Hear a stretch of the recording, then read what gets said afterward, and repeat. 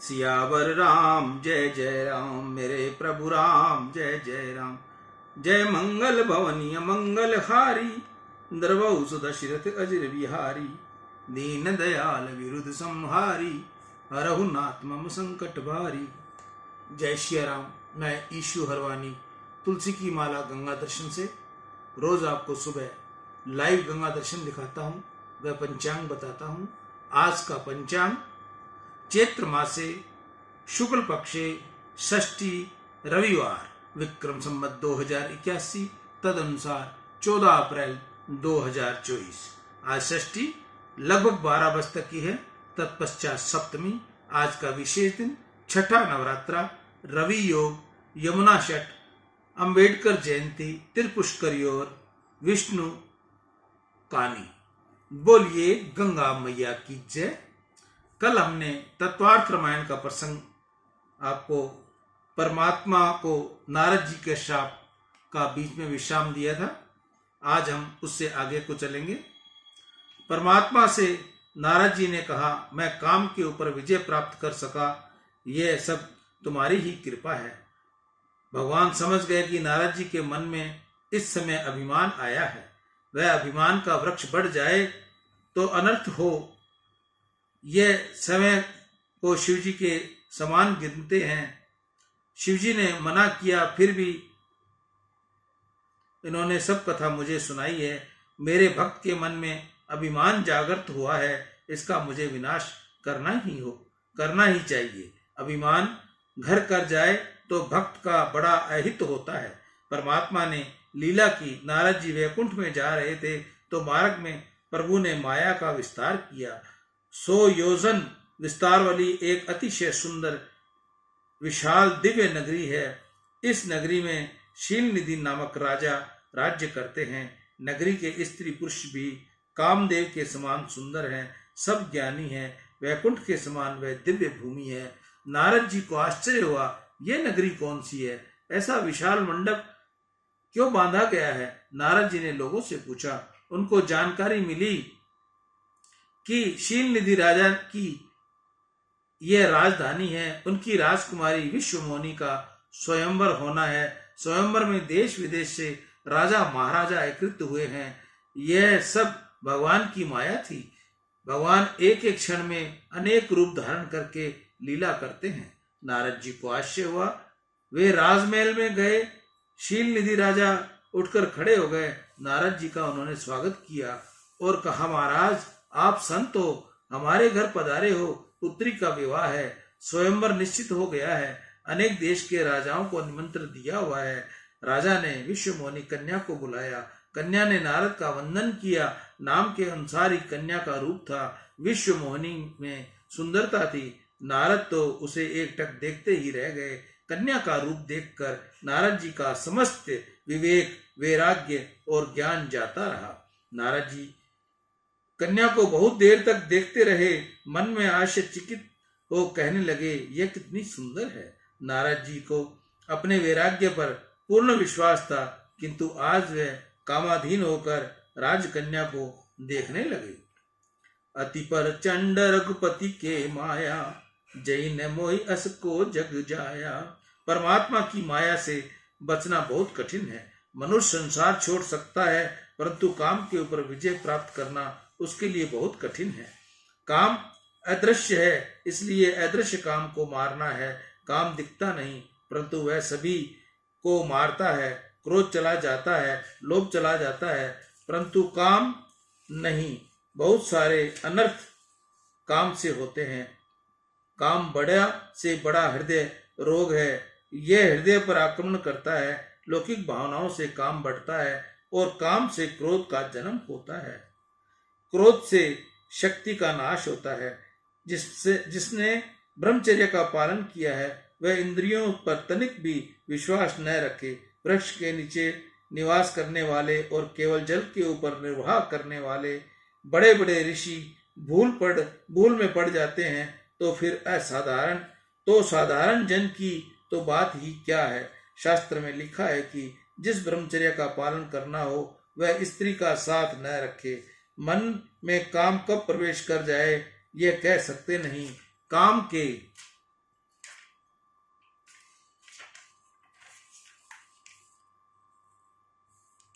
काम के छाती के ऊपर चढ़ बैठने के बाद विवेक रहता नहीं। ज्ञानी ज्ञान भूल जाता है, वैरागी वैराग्य भूल जाता है, विद्वान विद्वता गवा देता है। इसलिए अति सावधान रहने की आवश्यकता है।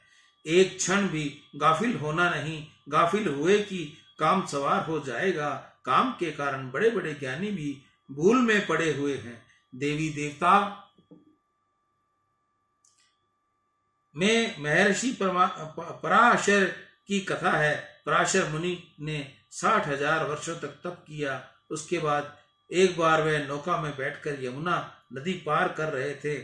मलाह की कन्या मत्स्यगंधा नाव चला रही थी। मत्स्यगंधा को देखकर ऋषि का तप छूट गया। वे वो में भूल गए, कामाधीन हो गए। मत्स्यगंधा ने कहा, मैं तो एक शूद्र केवटी की कन्या हूँ और आप पवित्र ब्राह्मण हो। आपके लिए यह योग्य नहीं। परंतु पराशर ऋषि अनुसंधान भूल गए। उन्होंने मत्स्यगंधा का हाथ पकड़ लिया। मत्स्यगंधा ने फिर कहा, अभी दिन का समय है, लोग हमें देखते हैं। दिवस में ऐसा कार्य करना शास्त्र द्वारा निषेध है। पराशर ऋषि ने तपोबल के प्रभाव से सूर्य को एक बादल की ओर में करके आसपास अंधेरा उतरा दिया। पराशर सूर्य को ढक सके परंतु काम को दबा सके नहीं। काम ऐसा परजल है। काम को जीतना दुष्कर है। जीवन में अंतिम श्वास तक काम के ऊपर विश्वास करना नहीं। काम किस समय दगा करेगा ये कहा जा सकता नहीं। भगवान शंकर माता पार्वती से कथा कहते हैं, नारद जी को कोई जरूरत न थी तो भी उन्होंने शील निधि राजा से कहा कि तुम्हारी कन्या का हाथ मुझे देखना है। नारद जी कन्या का हाथ देखने लगे। हाथ की रेखाएं देखते ही विश्वास हुआ कि इस कन्या का विवाह जिस पुरुष के साथ होगा वह अजर अमर होगा। ऐसा योग उसकी हस्तरेखा में था। नारद जी को लगा कि अति उत्तम विश्वमोनी सुंदरी मिले और साथ साथ अजर अमर पद भी मिले। इससे बढ़कर और क्या हो सकता है। किसी भी रीति से ये कन्या मुझे मिले तो मेरे सुख का पार न रहे। नारद जी ने इस कन्या के साथ विवाह करने का निश्चय किया। परंतु एक कठिनाई थी।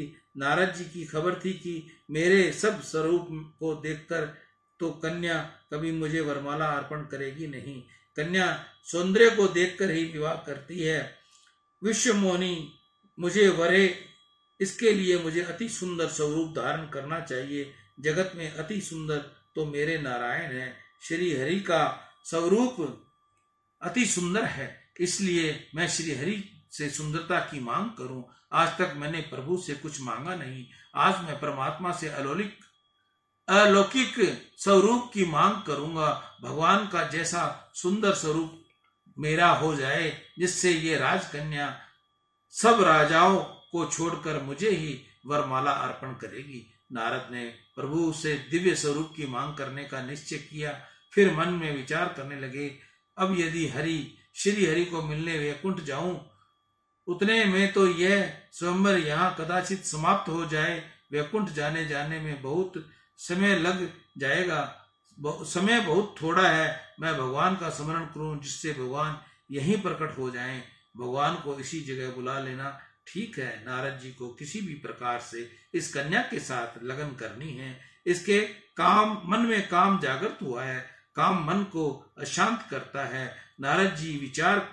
नारद जी को विचार आता है कि मैं भगवान से कहूं कि मुझे इस राजकन्या के साथ परिणय करना है तो पीछे वे मुझे शिक्षा देने बैठेंगे कि नारद तू अकेला है, यही ठीक है। इस सब खटपट में मैं क्यों पड़ता है। लगन करने की इच्छा इसलिए रखता है तू तो मेरे भक्ति किया कर। सत्य कहता हूं कि भगवान मुझको इसी प्रकार समझाएंगे। इसकी अपेक्षा तो यही ठीक है कि मैं इस समय बात को उनसे कहूं ही नहीं। यह बात उनसे कहूंगा तो निश्चय रूप से मनाही करेंगे। इसलिए यह बात मैं प्रभु से भी गुप्त रखूंगा। मैं तो केवल इतना ही कहूंगा कि अपना रूप आप मुझे दे दो। भगवान ने जैसा सुंदर होने पर तो राजकन्या मुझे वरण करेगी ही। नारद जी परमात्मा का स्मरण करने लगे। चतुर्भुज नारायण नारद जी के समक्ष प्रकट हुए। नारद जी ने परमात्मा का वंदन करके कहा, महाराज, मुझे तो मैं विशेष प्रयोजन से तुम्हारा स्मरण करता था। मेरी बहुत इच्छा है कि मैं तुम्हारे जैसा सुंदर बनूं। प्रभु ने नारद जी से कहा, भाई तू मुझे भी अधिक सुंदर है, मेरा स्वरूप लेकर तू क्या करेगा? नारद जी कहने लगे, नहीं नहीं, मुझे विश्व काम है, विशेष काम है, आप सौंदर्य मुझे दीजिए। भगवान ने पूछा, परंतु तेरी आज ऐसी इच्छा क्यों हुई? नारद जी ने कहा, महाराज, आप ये सब क्यों पूछ रहे हो? यह सब पूछने की कोई आवश्यकता नहीं। मुझे आपका स्वरूप धारण करना है, मेरा कल्याण हो, इसलिए थोड़े समय के लिए मुझे अपना स्वरूप दे दो। नारद जी माया के अधीन हो गए। परमात्मा समझ गए कि नारद जी के मन में काम रूपी रोग जागृत हुआ है, इसलिए ये इस प्रकार की मांग कर रहा है। मुझे इसके रोग की दवा करनी पड़ेगी। कुपत मांग रज व्याकुल रोगी, वेद न दे सुनहु मुनि जोगी। रोग से व्याकुल हुए रोगी वेदराज के पास कुपत मांगे तो वेद उसे देता नहीं।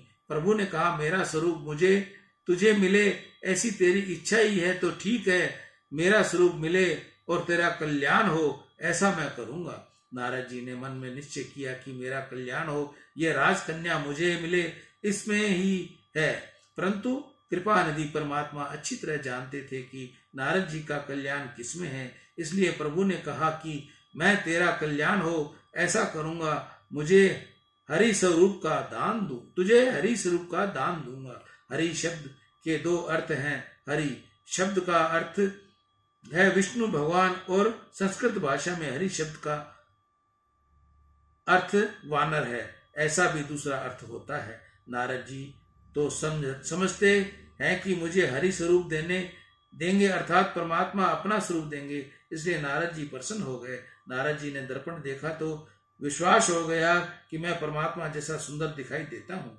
महापुरुषों ने वर्णन किया है कि प्रभु ने ऐसी लीला की कि नारद जी जब दर्पण में अपना स्वरूप देखते हैं तो उन्हें ऐसा दिखता है कि मैं नारायण जैसा सुंदर हूँ। नारायण को अपना स्वरूप विष्णु भगवान जैसा लगता है। अन्य लोगों को नारद जी का स्वरूप जैसा था वैसा ही दिख रहा है, जबकि राजकन्या को नारद का स्वरूप बंदर जैसा दिखने लगा। परमात्मा ने ऐसी लीला की कि 3 प्रकार के स्वरूप नारद जी को दिए। नारद जी दौड़ते गए और स्वयंवर मंडप में जाकर बैठ गए। अनेक देश के राजा लोग महल में एकत्रित हैं। ऋषि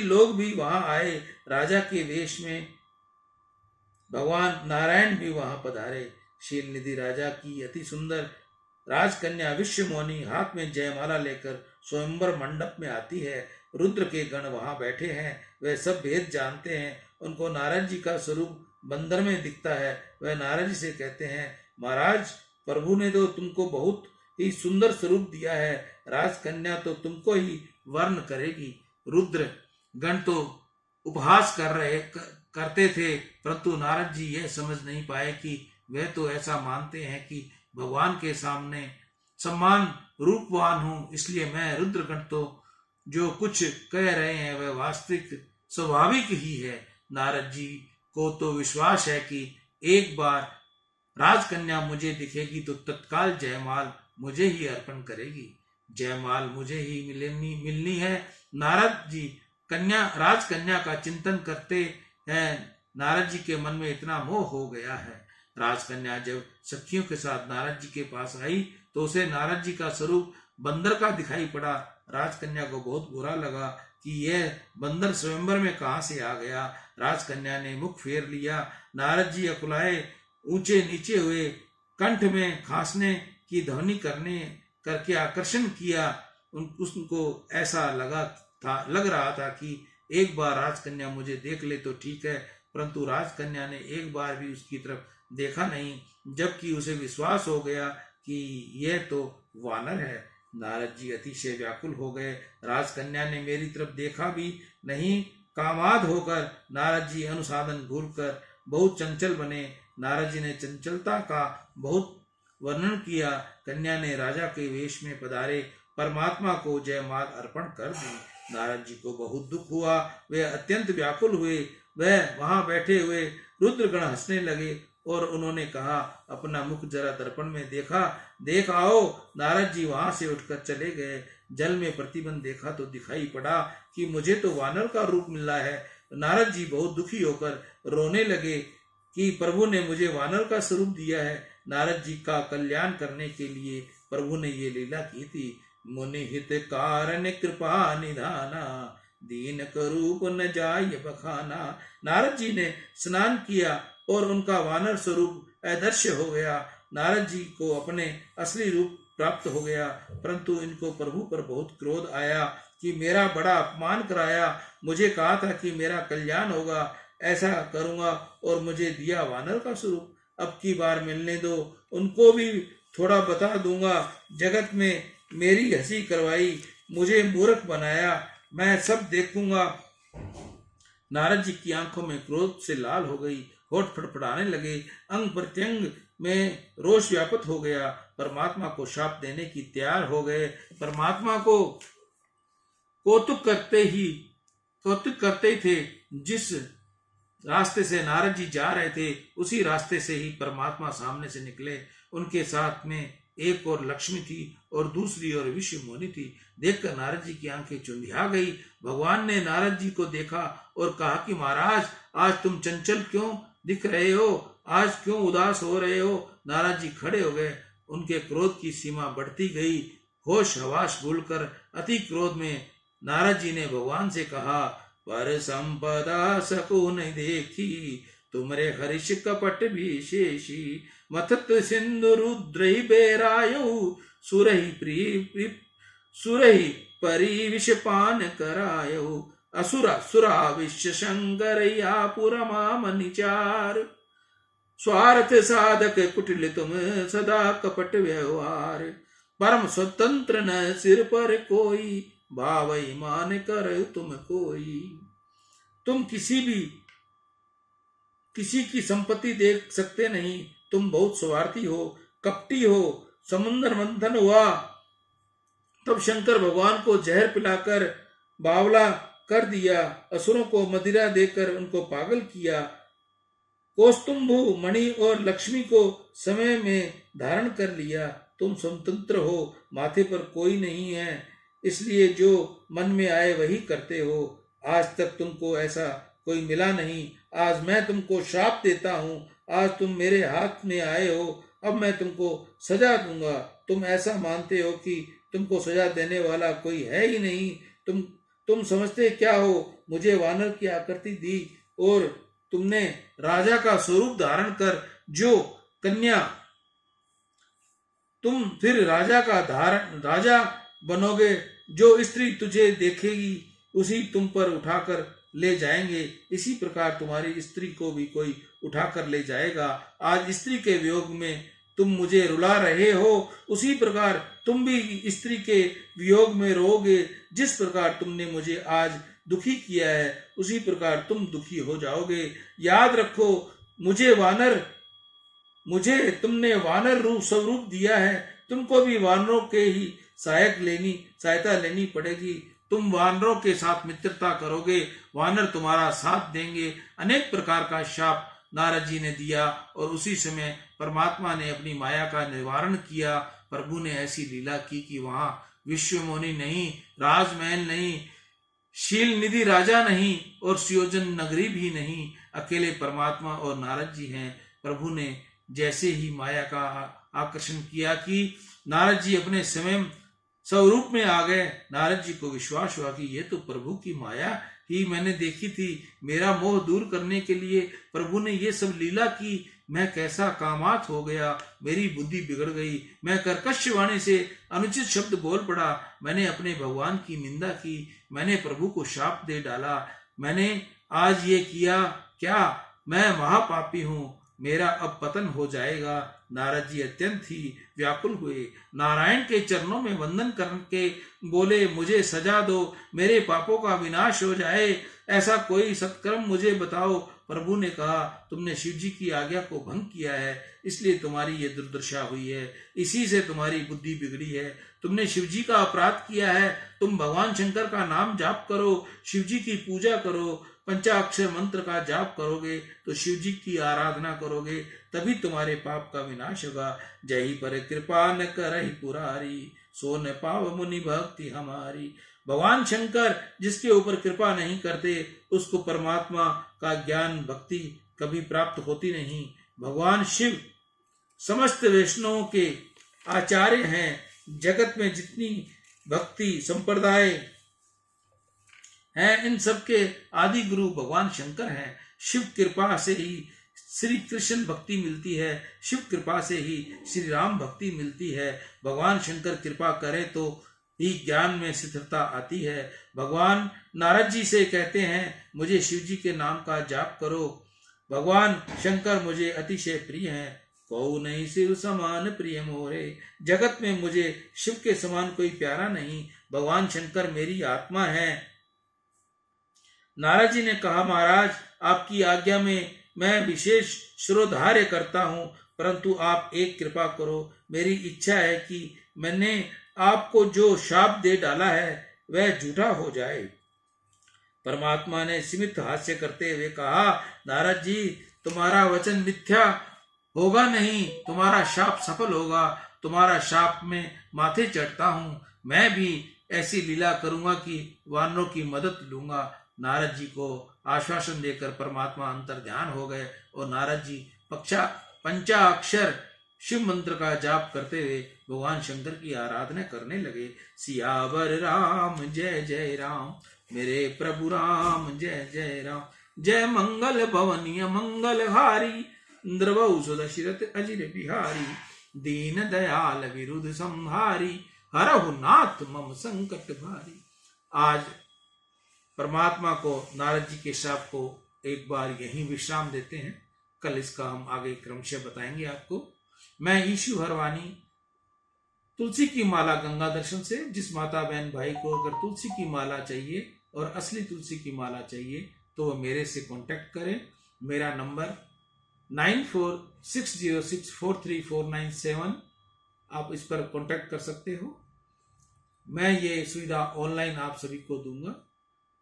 गंगा सकल मुद मंगल मूला, सब सुख करने हर नहीं सब सूला। कही कही कोटि कथा प्रसंगा, राम बिलो कई गंग तरंगा। सचिवही अनुजही प्रिय सुनाई, विबुध नदी महिमा अधिकाई। मजनु कीन पथ शम गयहु, सुचि जल पियत मुदित मन भयहु। जोरि पानि बर मांगहु एहि, सिया राम पद सहज सनेहि। अर्थ न धर्म न काम रुचि, गति न चहु निर्वाण। जन्म जन्म रति राम पद, यह वरदान नान। सियावर राम जय जय राम, सियावर राम जय जय राम।